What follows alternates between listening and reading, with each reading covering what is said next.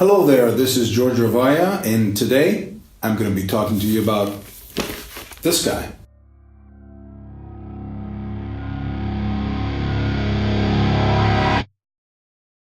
That's my main guitar, and I'm going to be talking about this guitar, among other things.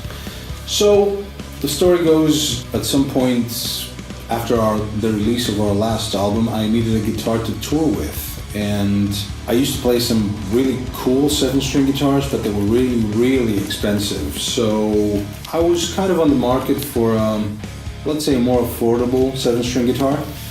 And I found one of those guitars used, so I tried it out, and it blew me away. I have to say that the PRS SE 7-string guitar, it blew me away. Why? I think it's basically because of the scale length. It's this particular guitar and all the SE 7-string guitars, because I think the new ones are called SVN or whatever. The thing is, they have a 25-inch scale length, and if you have big sausage hands like I do, they fit perfectly on this fretboard. So that's cool. The new ones I think are 26.5, and to me that's too long. 25.5 is okay, but needless to say, the 25-inch, it's like butter. I don't know. So this guitar, pretty straightforward. It has a mahogany body, a flame maple veneer or top, I don't know. The maple neck and a rosewood board. It looks like ebony, but I think it's rosewood. I was going to take one guitar with me on tour because of budget restrictions, and if you're a touring musician on a budget, you know about that. So I had to change some things because this guitar needed to be as perfect as possible. So the first thing I did was I switched the stock pickups to Seymour Duncan's.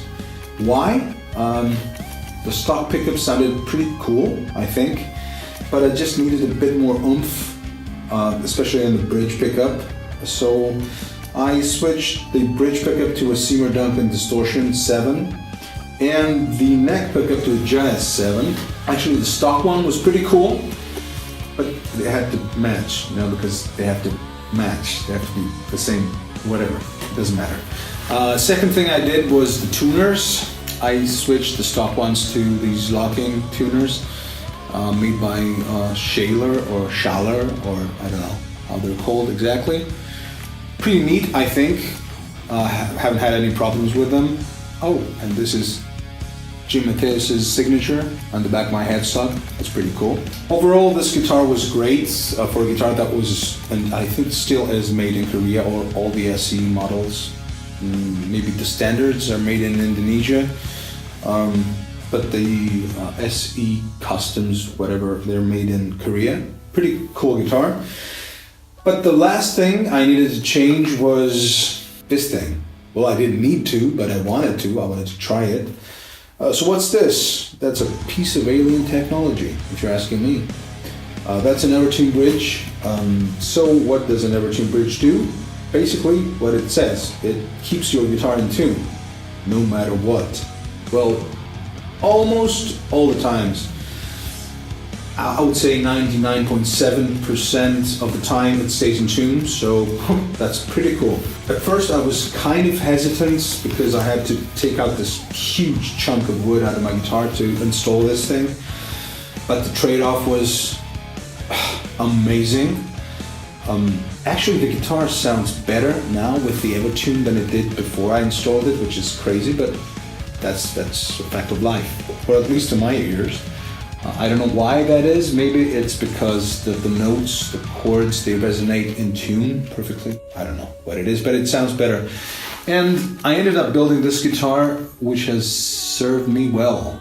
Over 72 gigs we did with my band Need in North America, Canada, 13 different countries in Europe, and it stayed in tune, it sounded great, and I would say this is my main guitar.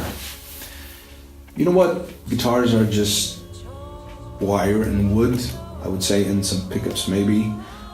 But if you play with the guitar, if you spend time with the guitar long enough, you tend to infuse a personality in it, and this guy now has a name. His name is Tilikum, and Tilikum is also the name of a song in our latest album, Heya, a song for freedom, and it's also the name of a killer whale whose story you might or might not know, so look it up if you feel like it. But to me, my relationship with this guitar is really, really personal now, and at this moment I'm in the process of recording a new album for Need and some other stuff I will not disclose yet, but soon enough. And every time I pick up a guitar, you know, and I test a lot of things, you know, I try different configurations with gear and guitars. This is, you know, the bottom line. This is the guitar I pick up to record everything with. So for me, this is my main guitar, and I love it, and I hope you like it too. Let me know what's your favorite guitar and why, maybe in the comments below. You can leave a comment, like, and subscribe to my channel if you want to. And till next time, see you around.